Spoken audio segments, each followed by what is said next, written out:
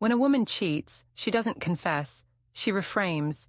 She doesn't lie outright, she edits reality until even she believes it. The tone softens, the excuses sound noble, and the guilt, it hides behind carefully chosen words like mistake and confusion. Tonight I'll expose the 12 things cheating women say to ease their guilt, the exact phrases that turn betrayal into psychology. Before we begin, subscribe, hit like, and tell me in the comments what city you're watching from, because I want to see where the sharpest men in the world are learning how to read the truth. Thing 1. I just need some space. When she says she needs space, what she really means is, I need emotional distance so I can live with what I've done. It's not about peace or clarity or needing time to think. It's about easing guilt without having to confess. You'll notice it starts small. She suddenly needs time for herself. Maybe she takes long drives after work, stays late at the gym, or insists she's just mentally exhausted. The reality, she's building an emotional buffer, testing how much separation she can create before you start asking questions. Gossip detail. She tells her friend she just needs to figure out what she wants. But she already knows. The space isn't for reflection. It's for justification. It's how she convinces herself she's not doing anything wrong. Psychologists call this emotional dissociation, a form of mental self-protection. By stepping back, she's rehearsing life without you. She wants to feel what independence or attention from someone else feels like without the full guilt of betrayal. It's a controlled withdrawal disguised as self-care. And you'll feel it.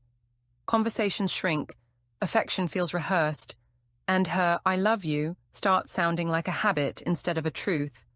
She's not angry, she's detached, calm.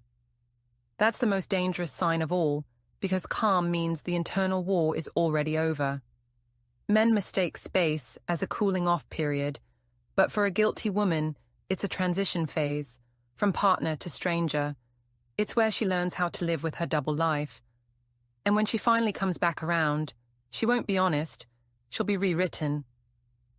The story she tells will make her look confused, not guilty. But here's the twist. Space isn't the end of her guilt. It's just the start of her justification. And the next excuse is even colder. Thing 2. You've been distant lately. This one's subtle, but sharp. When she says you've been distant, she's not describing reality. She's projecting her own withdrawal onto you. It's her way of flipping the script, turning guilt into accusation so she doesn't have to face it herself. Think about it. She's been quieter for weeks, distracted, avoiding eye contact. Her phone's always face down, her laugh feels rehearsed. But then, out of nowhere, she hits you with, "You've changed." Or worse, "You don't talk to me like you used to." And suddenly, you're the one defending yourself. That's the psychology behind it. Guilt inversion. She can't stand the discomfort of knowing she's detached, so she transfers that feeling to you. If she makes you doubt your own connection, her guilt feels smaller. Gossip detail. Maybe she sends you a long, emotional text. "I just feel like we're not as close anymore." Right after spending hours messaging someone else. Or she acts hurt when you're quiet, even though she's been emotionally checked out for days. It's a performance, but it works, because it triggers your instinct to fix things. And here's the cruel part. When you start trying harder, she gets calmer. Why? Because in her mind, the guilt is already balanced. You're working to fix what she broke, and that makes her feel justified. This is emotional sleight of hand. She shifts blame so smoothly, you don't even see it happen. You start apologizing for being distant, not realizing she's been building a wall behind your back.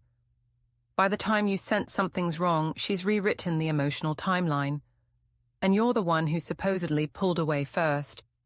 But what she doesn't realize is that projection always cracks. And when it does, the truth she's been hiding starts to leak through the silence. Thing 3. It didn't mean anything. This is the line women use when guilt is too heavy to carry. but the truth is too dangerous to admit. It didn't mean anything sounds merciful, like she's trying to spare your feelings. But in reality, it's a psychological defense mechanism called moral minimization. By shrinking the emotional significance of what happened, she's shrinking her own responsibility. If it didn't mean anything, then she doesn't have to face the full betrayal. And you're supposed to believe it wasn't a real threat. Gossip detail, she says this in a calm tone, almost clinical. There's no shaking voice, no desperate apology, just stillness, like she's already decided that the conversation is about forgiveness, not confession. She might even look you in the eye and say, "I don't even know why I did it." But that's not confusion, that's strategy. She's not trying to explain herself. She's trying to erase what she did. This kind of guilt doesn't dissolve, it rebrands itself. By claiming it meant nothing, she's trying to make you believe it wasn't real. A moment of weakness, a misunderstanding, a blur of emotion. But here's the real story. If it truly meant nothing, she wouldn't need to defend it so carefully. She wouldn't be trembling behind controlled calm, or watching your every reaction like it's a test she's terrified to fail. The truth is, it did mean something. Just not what she wants you to think. It meant escape. It meant validation. It meant she crossed a line and can't stand the weight of her own choice. And by pretending it didn't mean anything, she's not protecting you. She's protecting the version of herself she still wants to believe in. But denial has an expiration date.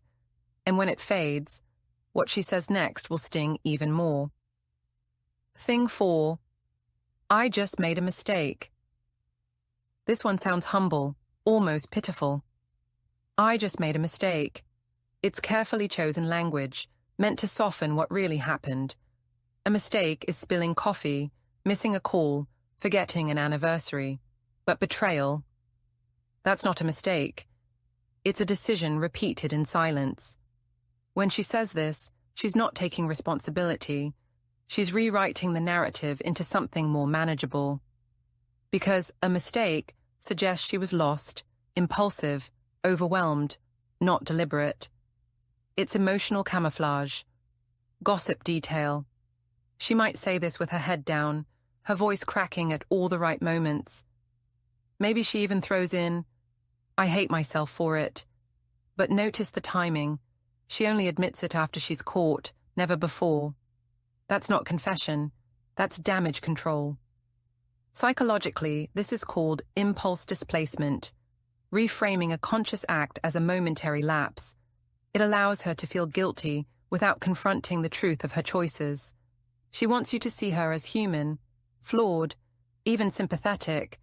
If she can make you see her pain, you'll stop focusing on your own. It's emotional sleight of hand. She wants to trade your anger for pity. The mistake becomes the shared problem you both need to heal from, instead of a betrayal she chose to hide. Here's the chilling part. She rehearses this line, maybe not consciously, but emotionally. She's practiced sounding broken, just enough to trigger your compassion. Because once you forgive a mistake, you're much less likely to question the pattern that follows. And that's the key. Mistakes end, but habits repeat. So when she says it, don't just listen to the words. Look at the history behind them. Because "I made a mistake" is never the end of the story. It's the beginning of the next one she'll try to hide. Thing 5. You deserve better.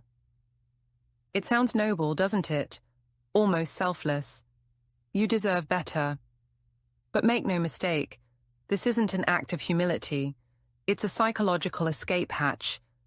When a woman says this after betrayal, she's not lifting you up. She's lowering her own guilt into something poetic. This phrase is her way of rewriting herself as the tragic one, the woman who knows she hurt a good man and therefore earns emotional sympathy instead of judgment.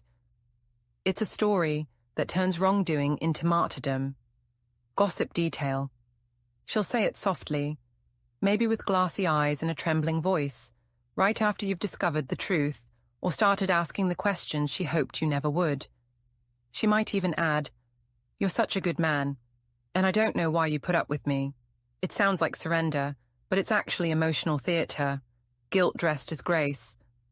Psychologically, this is called guilt displacement. It's the mind's way of transferring moral responsibility. If she says you deserve better, then she's shifting the story from, I did something wrong, to, you're too good for someone like me. The blame morphs into a compliment. You're supposed to feel flattered while she escapes accountability. But the real danger isn't the words. It's what comes next. After dropping that line, she becomes strangely calm. You'll see a faint relief in her eyes, like she's passed a test. Why? Because guilt is heavy, and saying you deserve better is her way of unloading it. She gives you the moral high ground, and then walks away feeling cleaner. And that's when she's most dangerous, when she feels justified in leaving, because now she's rewritten herself as the heroine who set you free. But guilt doesn't disappear just because it's wrapped in empathy. And the next thing she says won't sound noble at all. It'll sound like confusion, but it's pure strategy. Think the 6. I was confused. The fog defense. I was confused. It sounds innocent, almost helpless, like she just wandered into betrayal by accident. But this isn't confusion. It's controlled ambiguity, a way to soften the edges of a choice she made with full awareness. When she says this, she's not talking about confusion in the moment. She's rewriting her mindset to make her actions seem emotional instead of intentional. It's her way of saying, I wasn't myself. That line gives her just enough room to be guilty without being responsible. Gossip detail. She might tell her friend, I don't even know what I was thinking. It just happened so fast. But the truth, it didn't happen fast. The messages were exchanged over days. The meetings were planned. The excuses, I'm staying late, my phone died, I'm just tired, were rehearsed. Psychologists call this temporal distancing, detaching the current remorseful version of herself from the guilty version who made the choice. In her mind, they're two different people. That's how she sleeps at night, by separating the sinner from the storyteller. And here's where it gets darker. When she says, I was confused, she's inviting you to play the role of the rescuer. She's subtly asking you to help her find clarity. That's how the guilt turns into power. Now, instead of confronting her deceit, you're comforting her. The woman who betrayed you. It's emotional judo, using vulnerability to flip the narrative. And it works because confusion triggers empathy. You start wondering if maybe she really was lost, if maybe you could have done something differently. But confusion is a mask, not a fog. Behind it is a map, drawn carefully, leading to one destination, emotional absolution. Because once she convinces you she was confused, she gets to believe she didn't betray you. She just lost her way. But that lost act won't last long, because the next line she uses sounds caring, even compassionate, and it's the one that cuts deepest. Thing 7, I didn't want to hurt you. This one's a masterpiece of emotional manipulation. Soft, sincere, perfectly timed. I didn't want to hurt you. It's the kind of line that sounds heartfelt until you realize it's just a moral disguise. When she says it, she's not acknowledging your pain. She's managing her own image. She wants to be seen as the woman who meant well, who never wanted it to go this far. It's not a confession. It's a performance designed to keep her from being the villain in her own story. Gossip detail. She says this while her voice trembles. Not because she's broken, but because she's terrified of your perception of her. Maybe she reaches for your hand. Maybe she looks down, avoiding your eyes. Every gesture is choreographed. She's not trying to reconnect. She's trying to redeem herself in your eyes. Psychologists call this selective empathy. When someone feels bad about feeling bad, not necessarily about what they did. She's not mourning your pain, she's soothing the dissonance in her own conscience. By saying, I didn't want to hurt you, she's trying to frame the betrayal as an accident of emotion, not a deliberate act of deception. It's emotional anesthesia. She wants to dull the sharpness of what happened. If you believe she didn't want to hurt you, then the act seems less cruel, more forgivable. That's how she buys herself moral relief. Here's the irony. She did want to avoid pain, hers, not yours. She wanted the thrill, the validation, the escape, without the fallout. She wanted all the feelings, none of the consequences. So she clings to this line like it's her last defense. But empathy built on lies is still manipulation, and compassion given to deceit only feeds it. Because when she says, "I didn't want to hurt you," she's not closing the wound. She's just covering it long enough to tell her next story. The one where she claims it just happened. Thing 8. It just happened. This is the queen of convenient lies. It just happened. The perfect phrase when she wants to sound powerless, as if betrayal fell out of the sky and landed in her lap. But make no mistake, nothing just happens. Not the text messages sent at midnight, not the private jokes, not the "we're just friends" conversations that suddenly turned deeper. When she says this, what she's really doing is erasing the trail of decisions that led there. Psychologically, this is called cognitive detachment. She's separating each tiny step of betrayal so it doesn't feel like a pattern. In her mind, she didn't plan it, she slipped into it. That way, she doesn't have to carry the weight of intention. Gossip detail. She might say this with a half shrug, her voice flat, her expression oddly calm. It's the posture of someone who's rehearsed remorse, but not accountability. Maybe she'll say, "I didn't even see it coming. 1 minute we were talking, and the next, I don't know." Oh, she knows. Every stolen glance, every silent decision, every "I'll tell him later" was part of a slow, deliberate drift she refuses to name. The psychology behind this is simple. If she didn't mean to do it, she doesn't have to feel fully guilty. It just happened is the emotional loophole she hides behind. It turns her betrayal into fate, something that happened to her, not something she did. But look closely. The calmness isn't peace, it's control. She's managing your perception while trying to convince herself it was out of her hands. Because if it just happened, then she's not a betrayer. She's a victim of circumstance. And once she hides behind that mask, she's ready for her next line. The one that sounds harmless. The one that starts with, "We were just talking." Thing 9. We were just talking. This is where guilt starts wearing perfume. We were just talking. It sounds so harmless, so ordinary. Like she's brushing off your suspicion with a casual smile. But behind those 3 words lies the gateway to emotional betrayal. When she says this, what she's really telling you is that she's already crossed a line. Not physically, but emotionally. Because before a woman hides what she's doing, she redefines it. Talking becomes code for connection, curiosity, and secret validation. It's not what they talked about. It's why. Gossip detail. She mentions a friend from work who's been helping her through a stressful time. Maybe they just message sometimes, or grab coffee once in a while. She'll smile when she says his name, a little too easily, or defend him a little too quickly when you ask. "You're overreacting," she'll say, calm but sharp. But you're not. You're seeing what she's pretending not to. Psychologists call this emotional normalization. It's the process of reframing inappropriate connection as innocent conversation. She convinces herself it's just talking so she can enjoy the emotional rush without facing the guilt, until the talking becomes something she can't easily explain anymore. This is also where guilt gets sophisticated. She won't apologize because, technically, she didn't do anything wrong. Instead, she'll make you feel paranoid for noticing what's right in front of you. That's emotional gaslighting, rewriting your instincts as insecurity. And here's the quiet truth most men miss. She wasn't just talking. She was building an exit. Those late-night texts, those funny memes, they were breadcrumbs.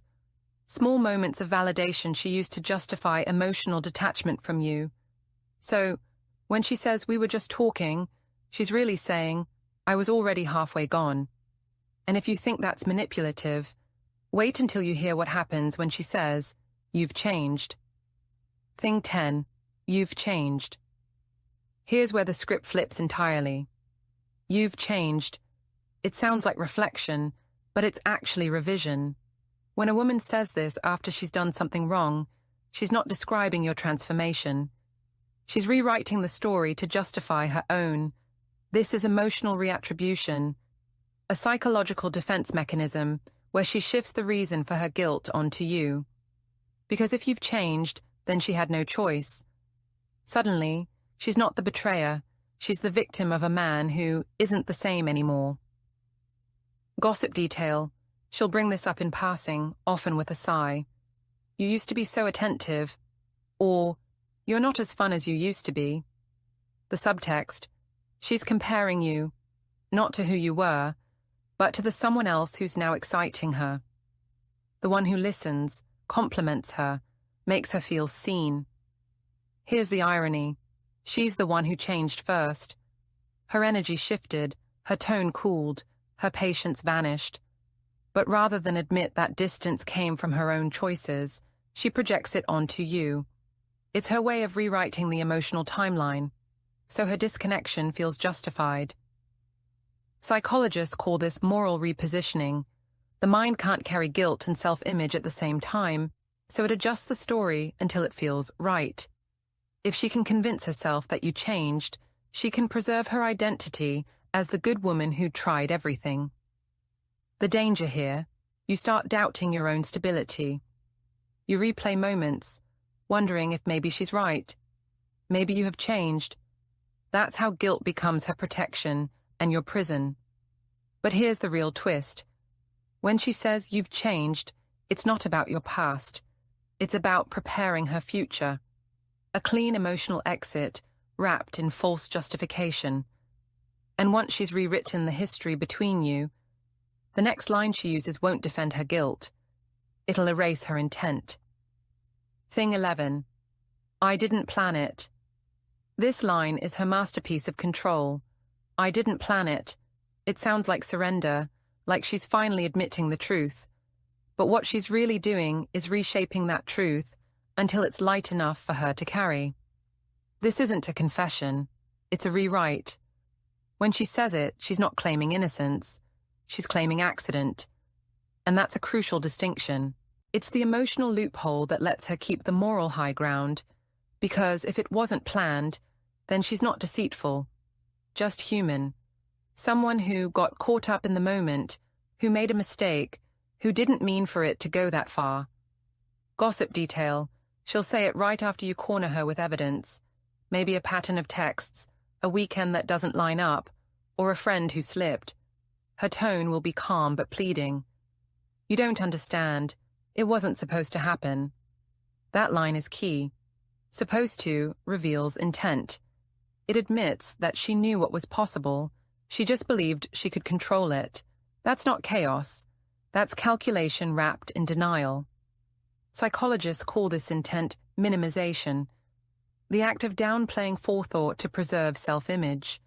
It's the same logic people use when they say, I didn't mean for it to get out of hand. But every small decision leading to betrayal, the private messages, the changed passwords, the I'm just tired tonight, was a plan in slow motion. The brilliance of this phrase lies in how it manipulates empathy. You start to see her, not as a deceiver, but as a struggler. Flawed, overwhelmed, maybe even relatable. That's the trap. Once she softens your anger with pity, she's safe. Because now, instead of punishment, you offer understanding. But understand this. Guilt doesn't vanish when denied. It festers.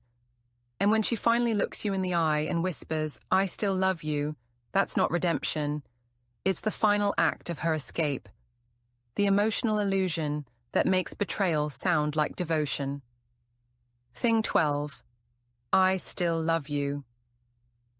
This is the grand finale, the softest dagger in her emotional arsenal. I still love you. It sounds like redemption, like the beginning of healing, but it's not. It's the final rewrite, the one that lets her forgive herself without ever asking you to. When she says it, you'll feel your guard drop for a moment. Those 4 words carry nostalgia, history, and just enough warmth to make you believe that maybe, just maybe, something real still remains. But beneath that calm tone lies something darker, emotional sedation. She's not saying it to reconnect. She's saying it to control the aftermath. She knows you're breaking, and instead of letting you face the full truth, she offers comfort laced with denial. She needs you calm, not angry. And I still love you is the perfect tranquilizer. Gossip detail. She'll say it late at night, maybe after a long silence or a quiet apology. Her voice will drop, her eyes might glisten, and for a second, she'll almost look like the woman you once knew. But notice this. She won't move closer. Her hands will stay still. She'll maintain distance, because the love she's claiming isn't about connection anymore. It's about relief. Psychologists call this emotional preservation, when guilt drives someone to cling to a comforting illusion. By saying, I still love you, she's not reaffirming the bond. She's protecting her self-image. It lets her believe that even after betrayal, she's still a good person. Because how could someone who still loves you be the villain? And here's the cruelest twist. She knows those words freeze you. They make you hesitate. They stop you from walking away.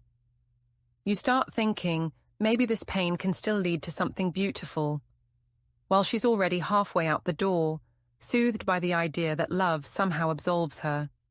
So when she says, I still love you, don't hear affection, hear avoidance. It's not a confession, it's the curtain call. Because real love doesn't whisper from guilt. It stands beside you through truth. See you in the next video.